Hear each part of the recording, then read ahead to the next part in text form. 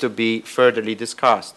Implementation of the European, I have to go fast through those slides, and maybe I can take your question a bit in a few minutes, okay?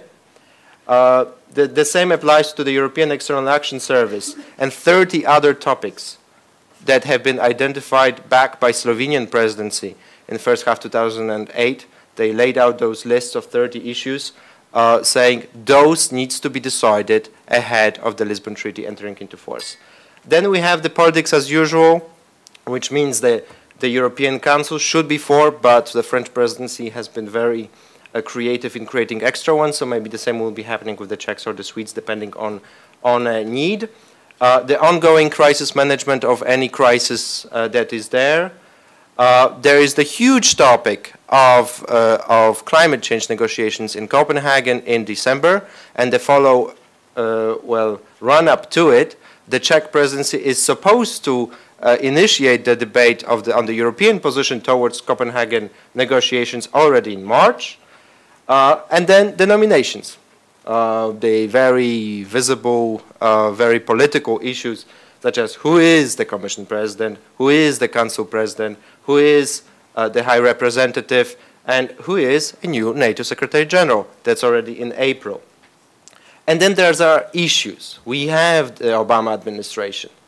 And there will be initiatives, there will be proposals, there will be issues to respond to on American debate, so to speak. I mean, Obama will come to Europe and say, we need more troops in Afghanistan. What do we say? There is the economic downturn, instabilities. We have riots not only beyond the Europe borders, we have riots in Latvia. Other countries or other regions or other cities can follow. It's not an easy situation to address to. We have Caucasus. We think that the situation is stable there between Russia and Georgia. No, it's not.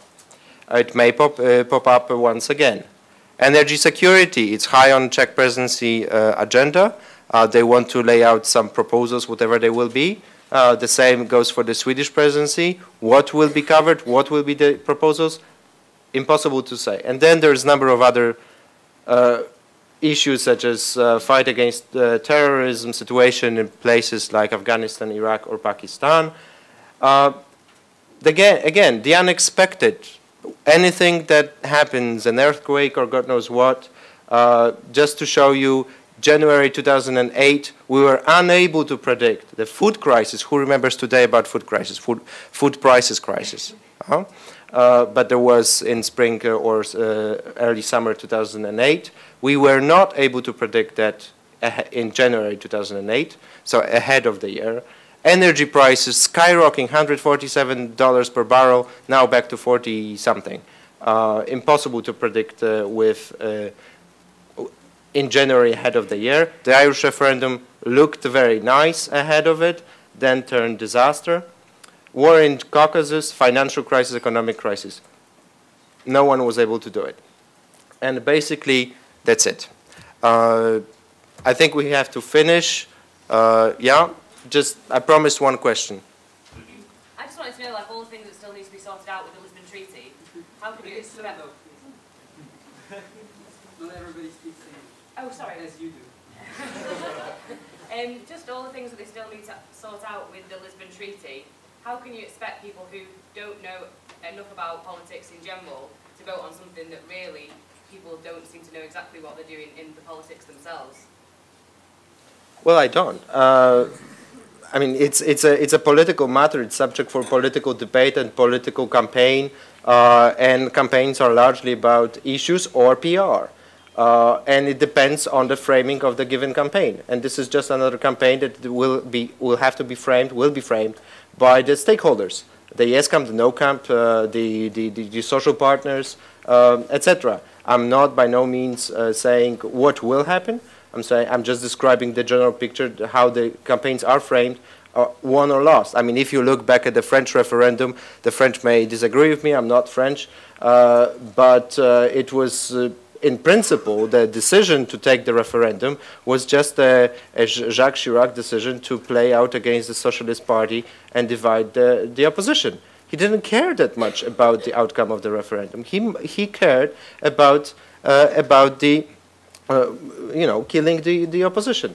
And he succeeded, by the way. But should the treaty not be like written out so that it's like a document that somebody could? It's a normative statement if it should. It's up to the YESCAM to decide what they want to do, which they think would be effective. What I'm highly critical of is to give from Brussels an advice to the Irish, this is what you should do. I think this is completely illegitimate, for example, to even discuss the issue of one commissioner or not, because this seemed to me an immediate Brussels reply to the Irish vote, not because the Irish necessarily wanted that, or that was issue number one in June referendum, but because everybody else in Europe would like to keep their commissioner. And they digged out this issue number 3 or 4, which popped in the Irish referendum, and said, okay, this is what we will give you, because we wanted 2. Because 5 years on or 10 years on, we've changed our mind. But I stopped there because time is up.